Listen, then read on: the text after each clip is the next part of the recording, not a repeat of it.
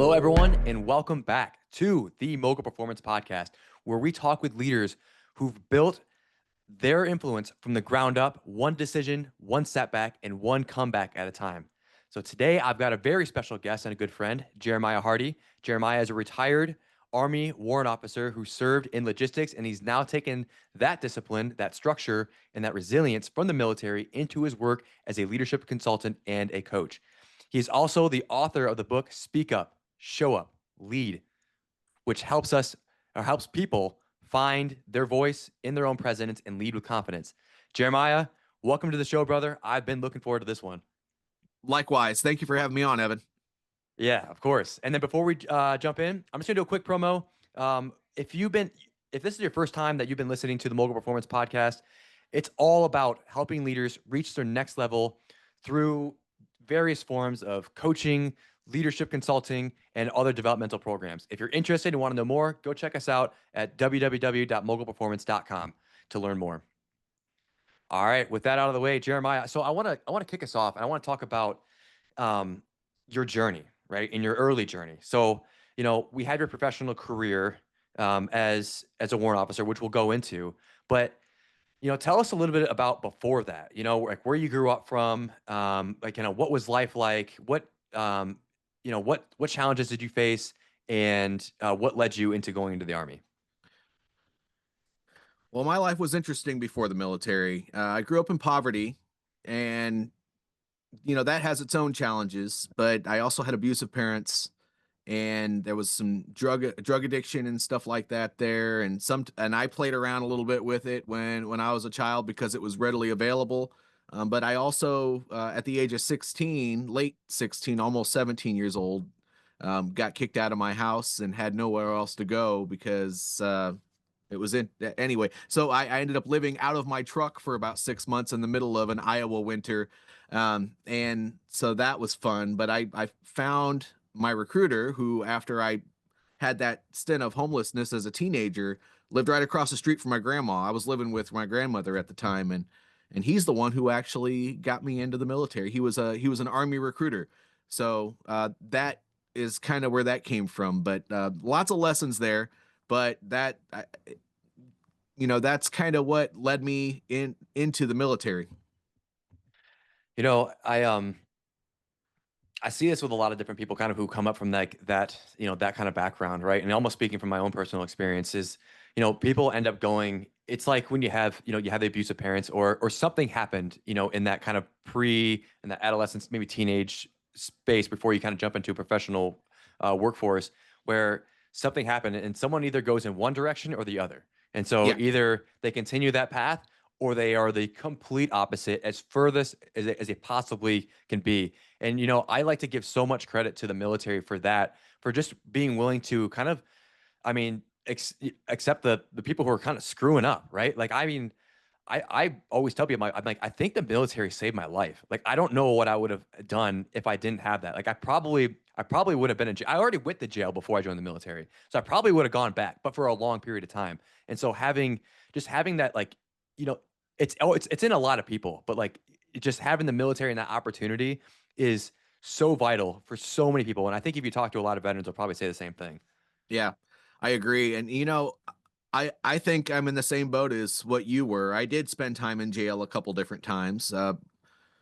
Just the nature of living in a poor neighborhood, cops pay more attention to it. And I don't think I was doing anything dumber than a lot of those kids that lived in the better neighborhoods. Mm-hmm. But because I lived in the neighborhoods that I did, and then I didn't have a home for a while, obviously I was on the radar, and I'm sure you know what that feels like. But that's just because those are the people who tend to have more trouble going on. And for me, the military was great. I joined because it was one of those things where I needed to get away from my current environment. I knew there had to be something better. I don't regret anything I went through as a young person at all, because it made me who I am today. But what the military gave me was the opportunity to have people around me that I felt like actually cared for me, and they groomed me for better things because they it's almost like they knew I could do it, which Mm-hmm. I don't think I really, other than my grandfather, who had a business over here that I didn't get to see that often. I don't think there was anyone around here in Iowa that just treated me like they knew I could do it. You know what I mean? Yeah, having someone who believes in you when you don't even believe in yourself is probably one of the most powerful things, because at that point it kind of switches it. And this we'll tie this into probably leadership in a bit, but when when you don't even believe in yourself and someone else does, it's not about you anymore. It's about them. You don't want to screw up, because you don't want to disappoint that individual, right? And I had supervisors. I remember even my first drill instructor was like that, where I'm like, I don't know how I'm going to be able to do this, right? And Yeah. then and he was able to believe in me, and then you kind of start finding that pattern kind of like throughout your career of, this is what a really good leader looks like. Yeah. Well, and they taught me so many other things, and I don't want to get into the leadership stuff yet because I know you have Mhm. some questions coming up in Yeah. that vein, but just the idea that I could no longer make excuses, that there was the mission and there is no not getting it done, which the military teaches everybody, Hmm. even if they complain and gripe and do all the things. At the end of the day, the leaders are pushing everyone there to get it done with no excuses. There are solutions, but there are no excuses. And Hmm. that's a life lesson. So I mean Yeah. that's really what drove me to be.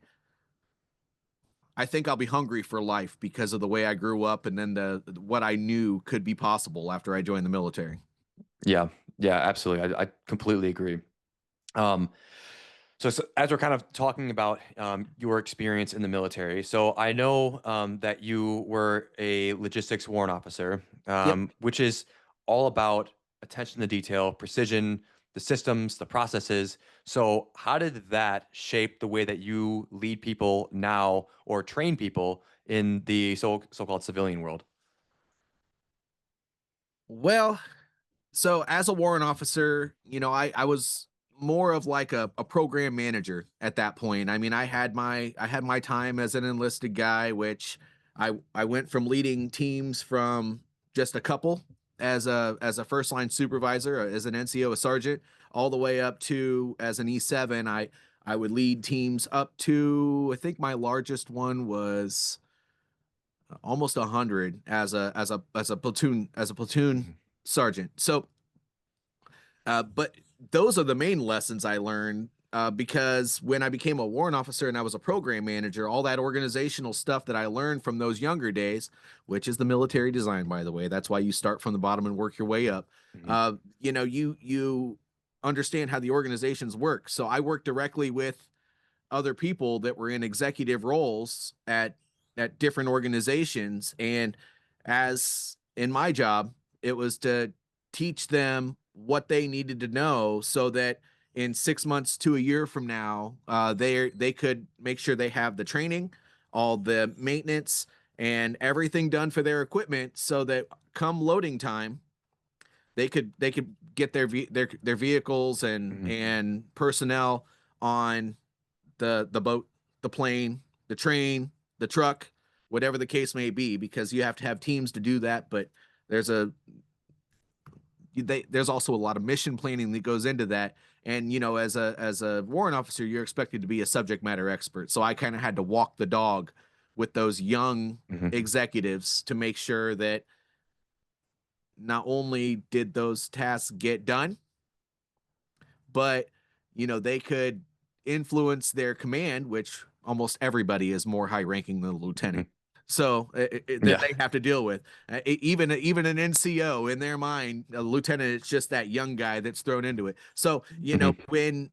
when it comes to that, I had to teach them how to create organizational influence, and as a result, they were able to go into their command and help them to understand why what was going on, for their equipment movement in 6 months to a year that's not even close to being on their radar Mhm. was important. And translated over to leadership, you know, the, that taught me that the why behind everything is super, super crucial.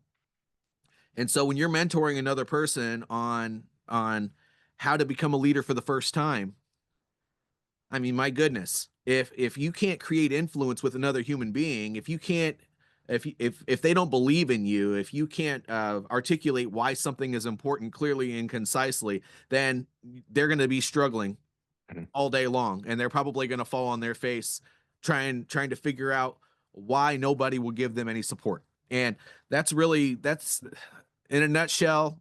I guess that's probably the long version of it, but that's what my lessons were from being a warrant officer, and the primary things from leadership that I got out of it.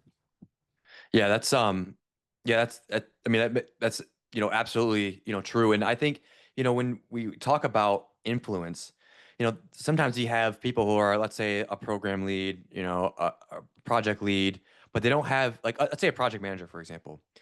They're not in charge of anybody. They're in charge of the Nope. project, but they Yep. don't, like, they're not anyone's boss, right? They report to somebody, but to be a really good project manager, or a program lead, or any type of lead in any organization, is to be able to build that leadership influence without actually having that positional authority, right? Yep. That's probably one of the hardest ways to lead, and that's what a lot of younger or newer leaders struggle with, from what I've seen. But the ones who get coached, who get mentored, like what you're saying with the lieutenants, are and who are successful in that, are the ones who are the most successful leaders when they actually transition to that. Because guess what?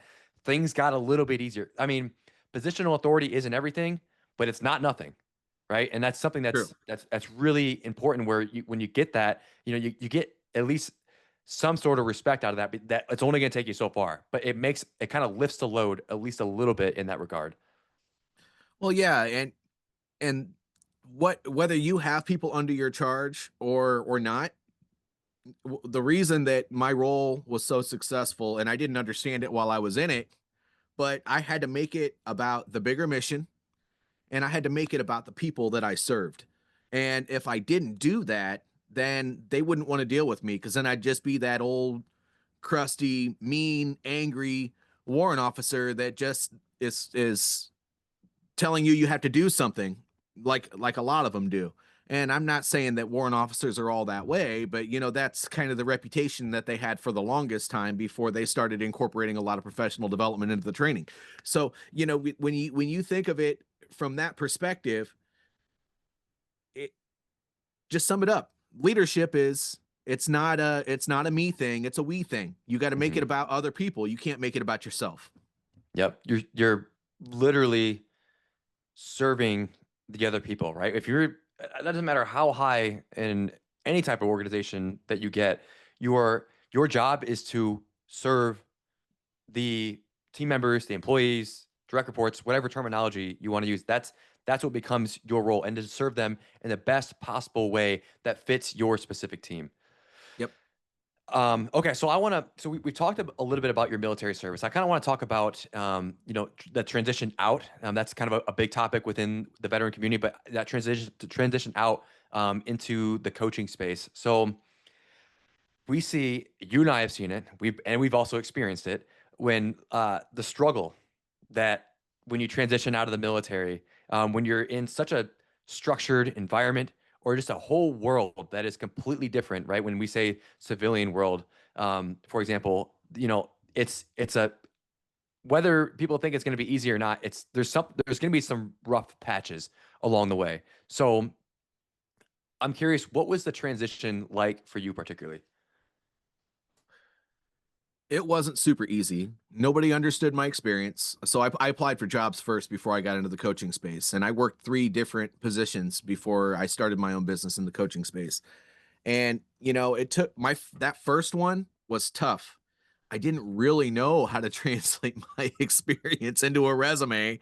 And, unfortunately, networking and your resume are the only two ways that you can get a position. But if you don't articulate yourself well on a resume, one that employers can understand, you can network all day long, but you're not going to get past that most people are using the screening system for the resume. So your resume is not even going to get through their system.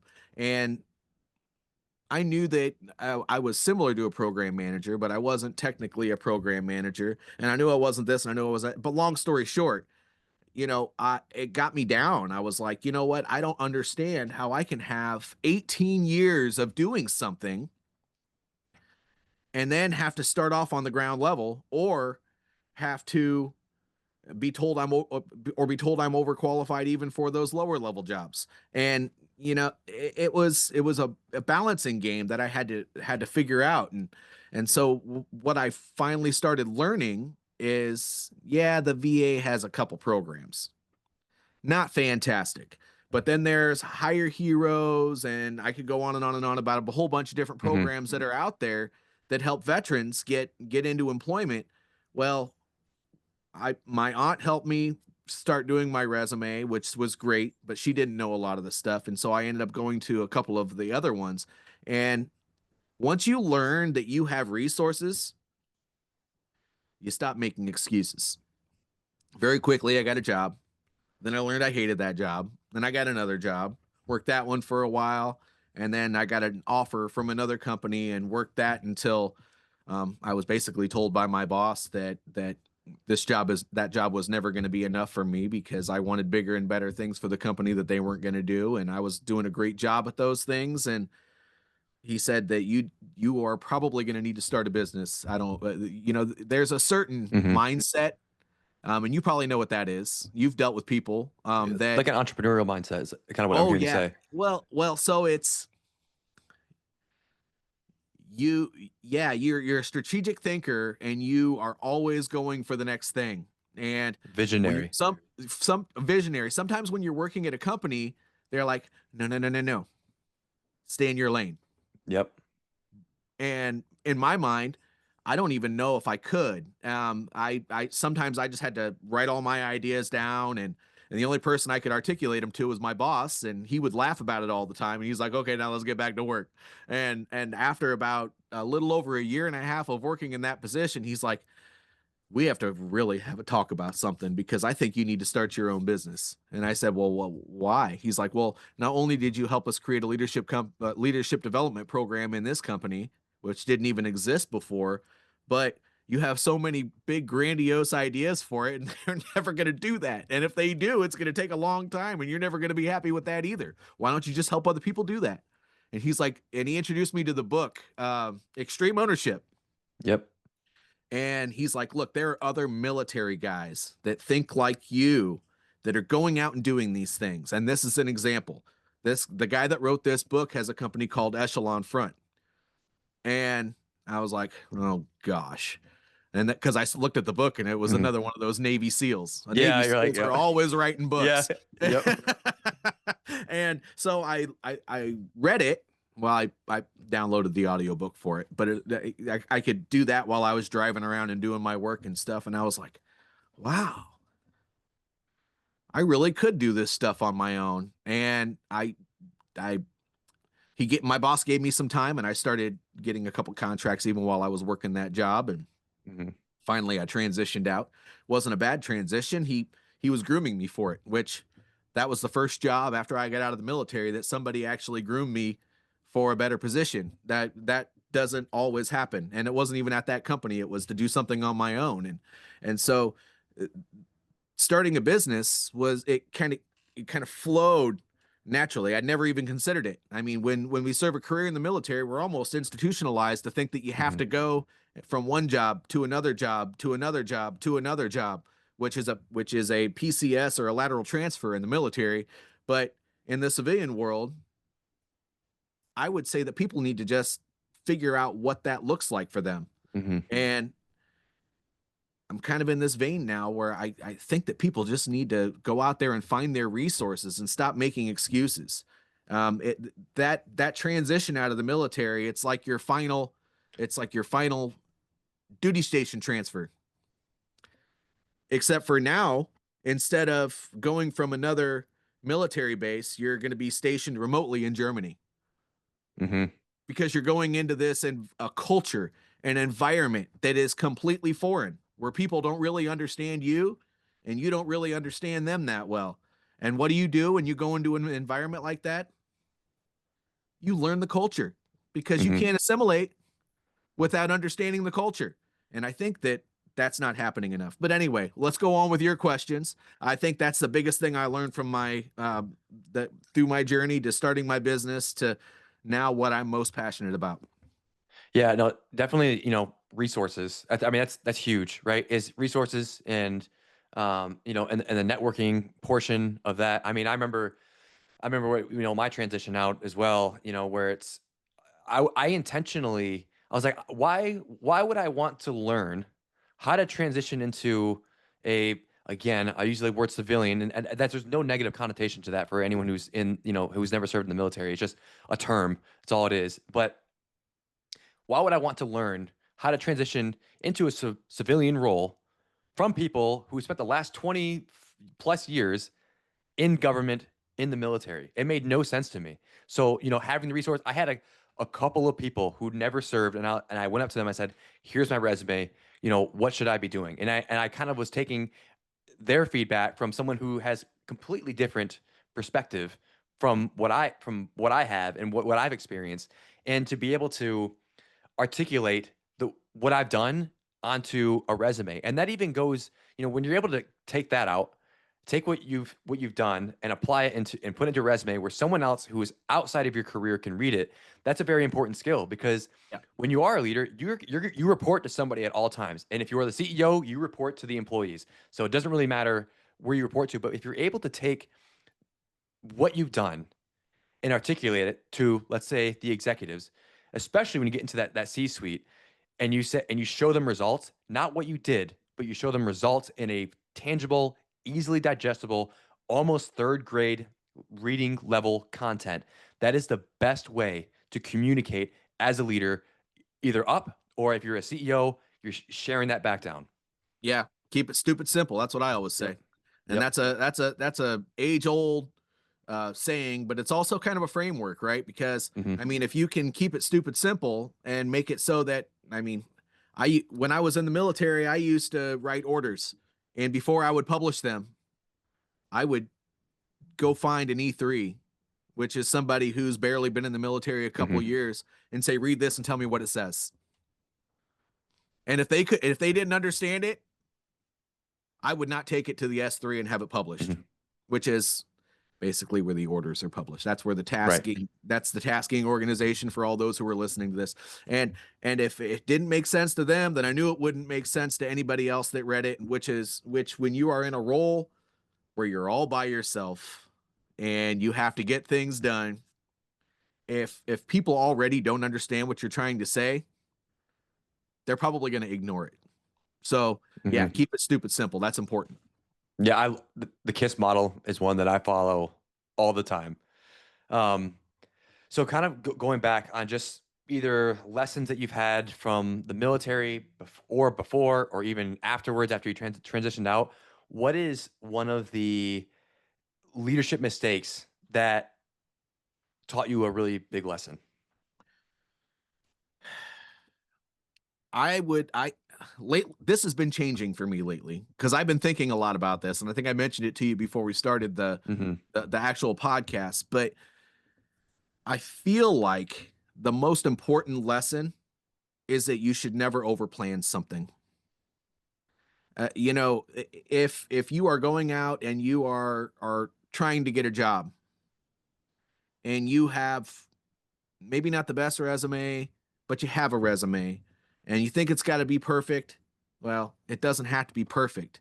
If there's a job that's available, chances are in a week that job may no longer be available. Hmm. If there's that business that you want to start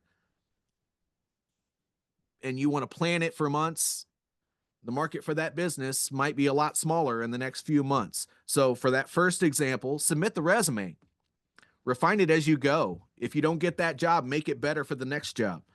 Uh, if you're trying to start a business, don't overplan it. Execute, screw it up, make mistakes, Hmm. learn as you go. If you're not if you're trying to make something perfect, that's already a failing concept because there's nothing is ever perfect. And by the way, no matter how much you plan something, when you execute it, it always looks uglier than it did when you put it on paper to plan it. So just know that everything needs to be action oriented. Go out there and screw it up and adjust fire and make those mistakes so that you can learn. And don't call those things failures, call them opportunities, because when you mess something up, and you look at it through the lens of what could I have done better, what went wrong and what went right, the AAR model that the military gives Mhm. us.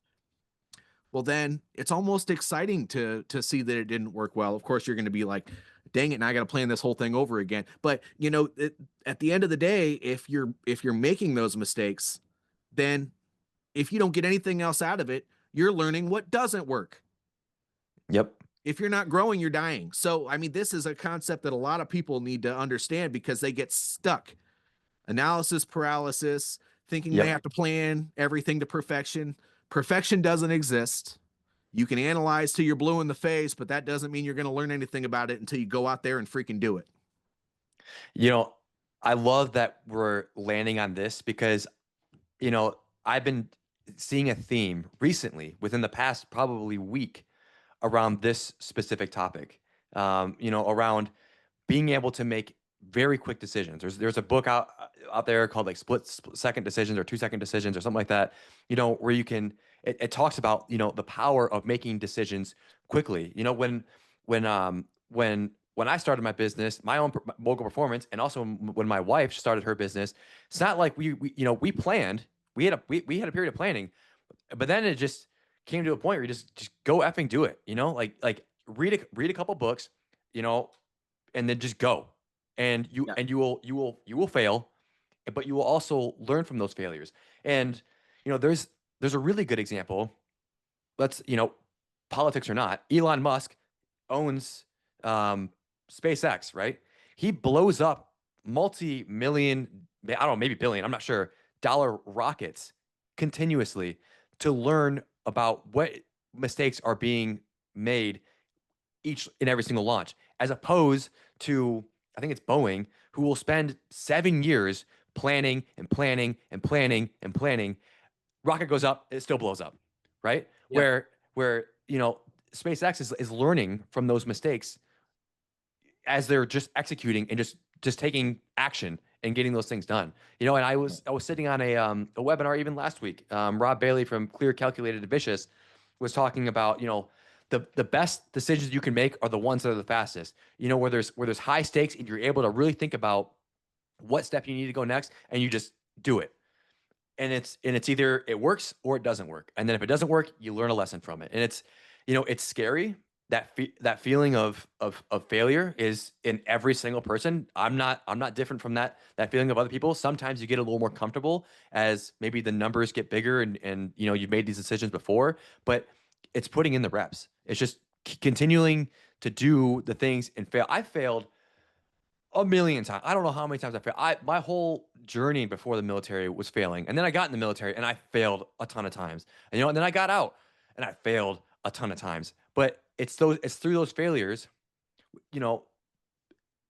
I don't want to say come off as a bragging way, but why I'm 33 years old and I'm able to speak about these leadership philosophies, have a doctorate degree, have a great job within leadership development, and be a coach, because I failed in the amount of time that I've been growing as an individual in the past 13 years, right? Has been sometimes the experience of someone who's 60 years old, right? And it's just the more you fail, the quicker you're going to grow. Yeah. Well, and I like to use the analogy of driving to work.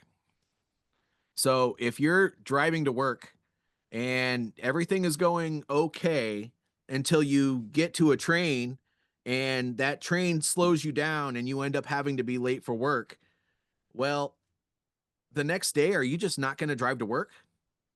No, you're going to drive to work. But are you going to leave a little bit earlier so you don't hit that train? Sure, you are. Mhm.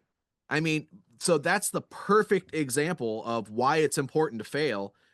It's because you have to have the discipline to do what you're supposed to do to get the stuff done that you need to get done. Mhm. But at the end of the day, if you do it and you learn from it, and so, if you leave every day at the same time and you hit the same train and you're just as late as you were, you're probably going to get fired. But if you know you need that job, then you're going to have the discipline to continue to go to work, but maybe adjust the schedule you leave, or maybe you take a different route. I mean, that's the same thing that we're talking about right here. I mean, if your destination is that job that you're going to, or if that or let's turn it into a business. If that destination is, you know, in 2 months, you want to launch this business idea, then along the way, all of these things that discourage you, conversations with people that have no idea why you would want to stop working and go start a business, all the money that it might cost to have a CRM, risk, what's that CRM? I can't remember what the dang acronym. Customer resource management. Yeah. Customer relationship management system. It's basically just like the system that the shop has to be able to keep track of all the contacts and email them and throw quotes out there and stuff like that. I mean, there are so many things that are going to pop up in the course of starting a business. You're going to request funds to start that business, and then you're going to get denied. Are you going to stop at that bank, or are you going to go to another one? I mean, these are all things that cannot stop you from getting to the final destination. You just have to figure out why they stopped you in the first place, and then figure out another way to do it.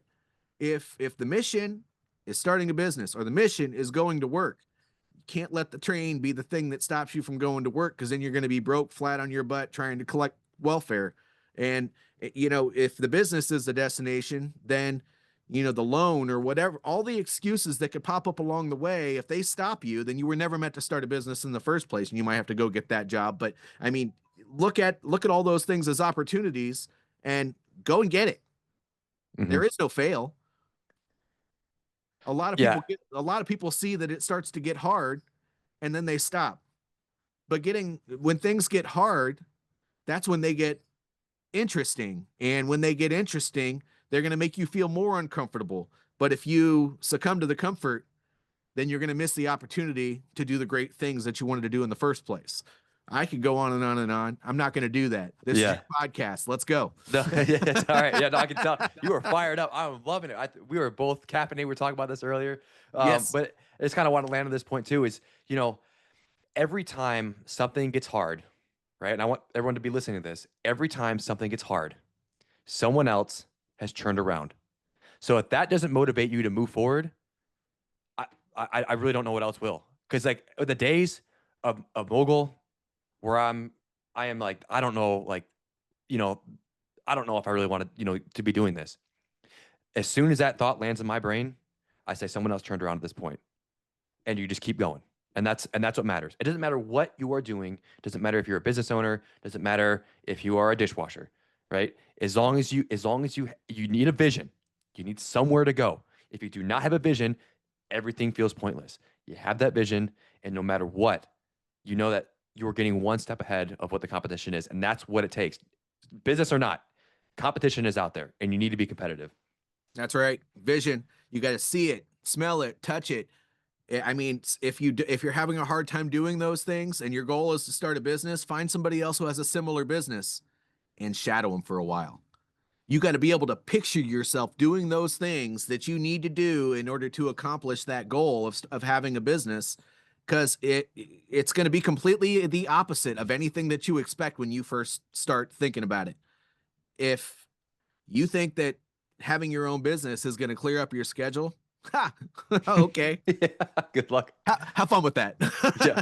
That's not how it's going to end up going. But you do have more control over your schedule, but that might mean that your non-negotiables get done at 10 o'clock at night instead of at 10 o'clock in the morning. I mean, if you want to go and do something all day long, then at a certain point, something's got to get done. So just keep in mind that starting a business has non-negotiables, just like your job does.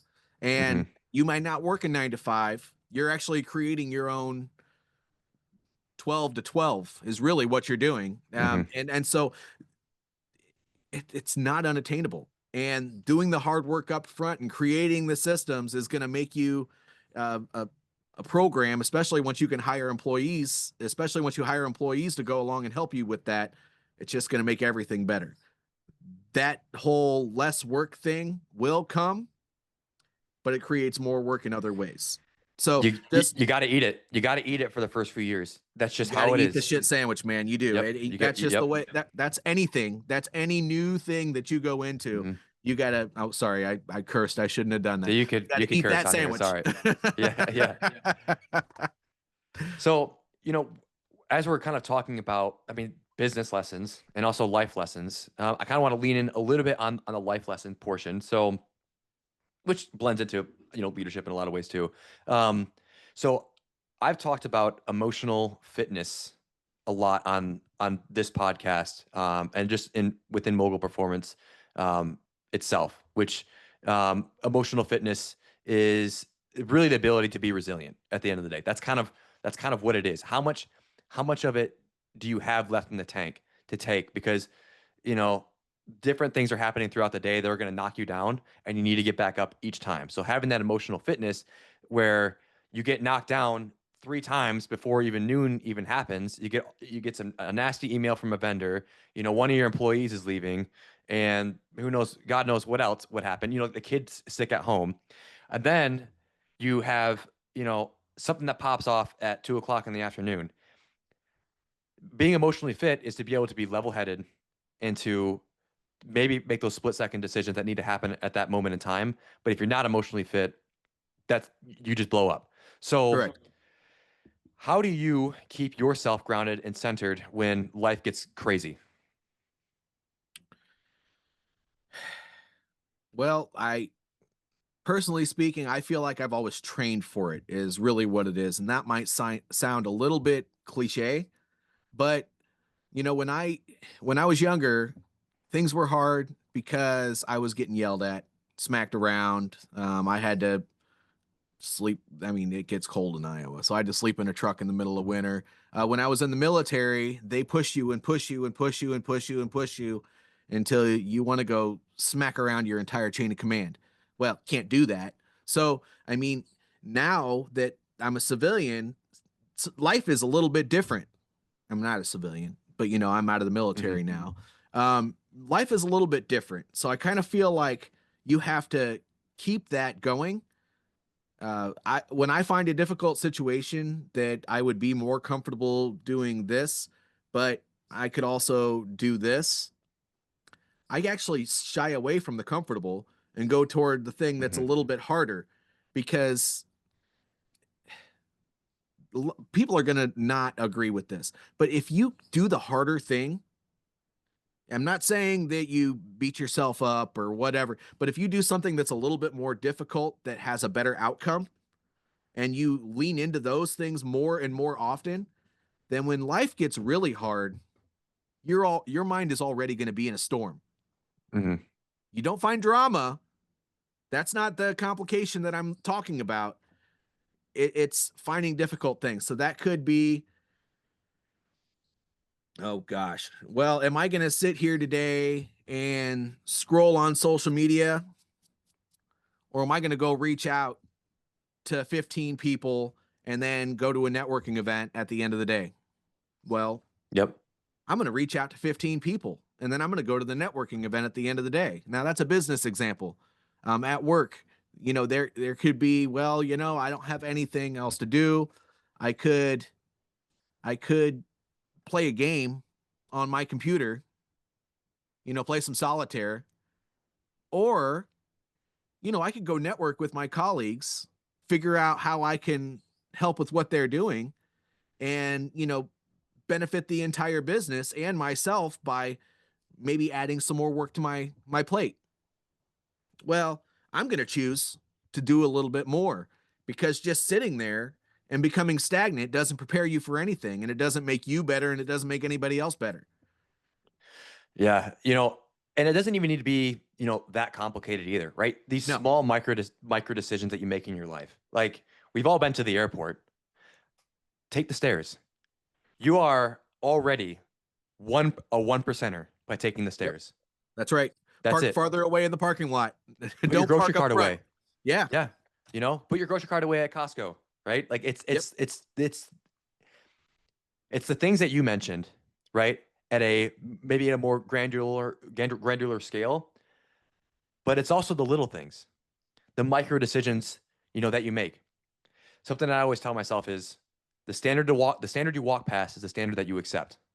Yep. So if you see trash on the ground and you're just walking on the street and you see a Mountain Dew, empty Mountain Dew bottle on the ground, and you're like, well, that's not my problem. Okay. That is your standard. That's it. Right. But if you look at that, I mean, there's I think that I'll walk past it, I'm like, you know what, that's not my problem. Then I'm like, shit. No, turn around, pick it up, because it's not about the bottle going into the trash or the recycling bin. It's about the standard that I have for myself. Because Yep. if I can believe in myself, then I can do whatever I want, right? And so I need to have that belief in myself. I need to know that I can trust myself on the things that I want to execute on, the goals that I want to reach. But that doesn't happen until these things, even at the smallest level, happen. Yeah. Yeah. And I'm don't get me wrong. Do I scroll on my phone? Yes. Do I play Yeah. the occasional video game on my computer? Yes. Do I play a video game at home with my son? Yes.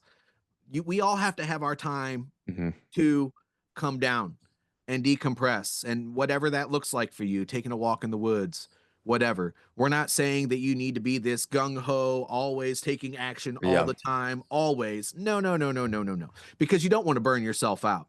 But if you want to become more resilient, those micro choices that Evan was talking about, those are extremely important. And on a psychological level, when you choose to park farther back in the parking lot, when you choose not to blame the other person and accept responsibility for something and then do something about it, because that's what the bottle was. You're blaming someone else for putting that bottle on the ground, so it's not your problem. But if you take ownership of that and you do something about it, that's your standard. That's not their standard. And when you make these decisions about yourself and about the things that you do, that you're getting yourself ready for something hard every single time you choose a the road less traveled. My goodness, I'd like to say it, but I don't know if it's going to come out of my mouth. Um, uh, at the end of that road, likely it's gonna turn you into a different type of person than everybody else, because the standard out there, I'm just going to be honest, and if this offends you, I don't know if I should apologize or not, but because it's just what it is. There Yeah. are a lot of people out there that will commit to something and then not do it.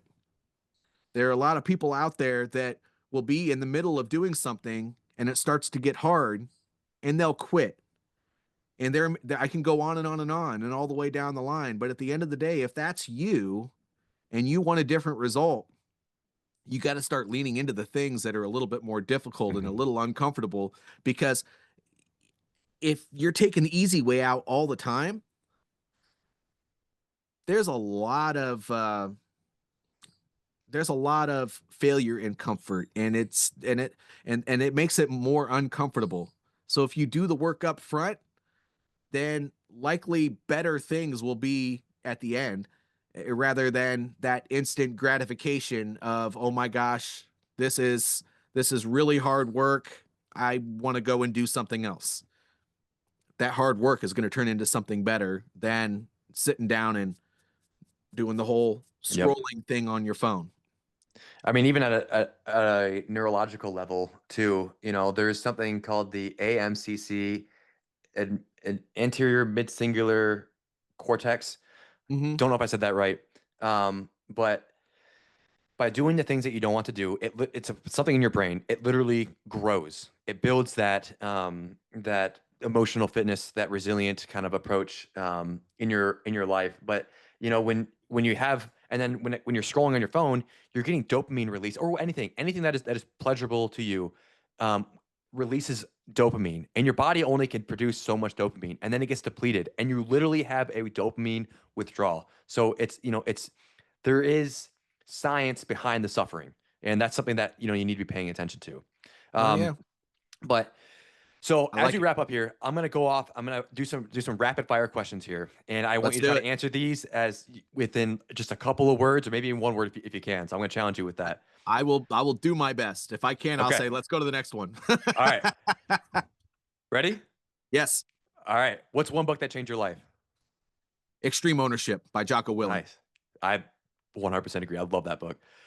Best piece of advice that you have ever received? It is your fault. Accept the blame and do something about it. Love it.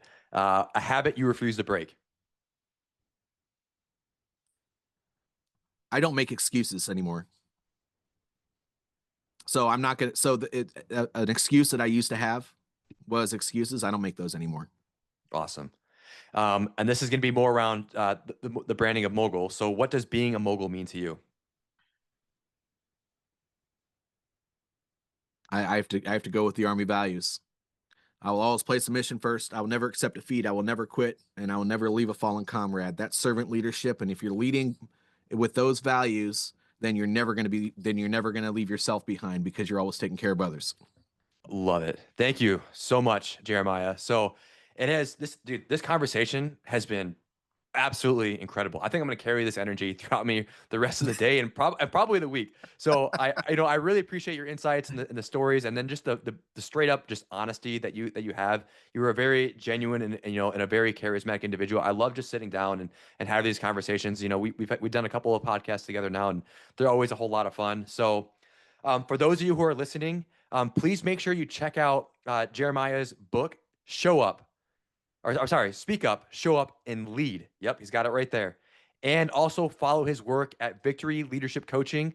And I'll link all these into the show note captions, into the description where this is posted.